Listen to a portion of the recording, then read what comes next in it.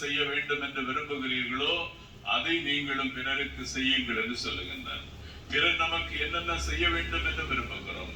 விவிலிய பின்னணியிலே பார்த்தோம் என்று சொன்னால், நாம் யாரிடத்திலே சமாதானம் இல்லாமல் இருக்கிறோமோ அவர்கள் நம்மை மன்னிக்க வேண்டும் என்று விரும்புகிறோம்.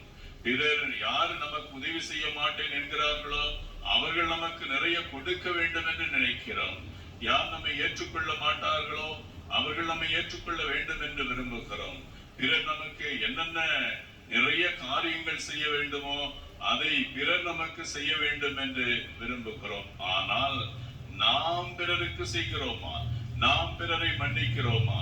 நாம் பிறரை ஏற்றுக்கொள்கிறோமா? நாம் பிறரோடு பகிர்ந்து வாழ்கின்றோமா? நாம் பிறரோடு அன்பாக இருக்கிறோமா? நாம் பிறரோடு சண்டை போடாமல் இருக்கிறோமா?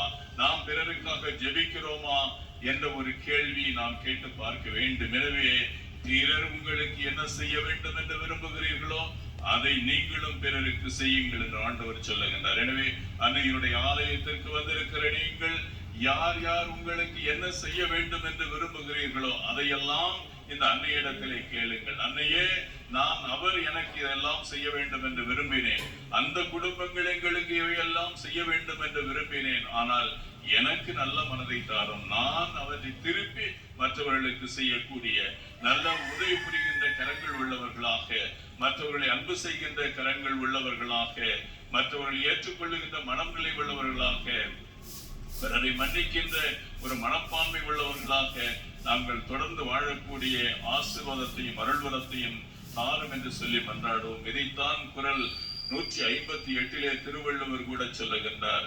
இணைத்தானும் எட்டாமை செய்யான் தனைத்தானும் தான் பிறர் செய்யாமை நோக்கி என்று சொல்லி, தனக்கு துன்பம் என்று இதை திருவள்ளுவர் மாற்றி சொல்லுகிறார். எது பிடிக்கவில்லையோ அதை செய்யாதீர்கள் என்று.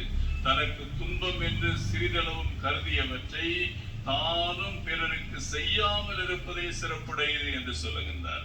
எனவே நமக்கு பிறருக்கு எது துன்பம், அநேக நேரங்களிலே நாம் பிறர் துன்பம் வருகின்றவற்றை நாம் செய்கின்றவர்களாக நாம் மாறிவிடுகிறோம்.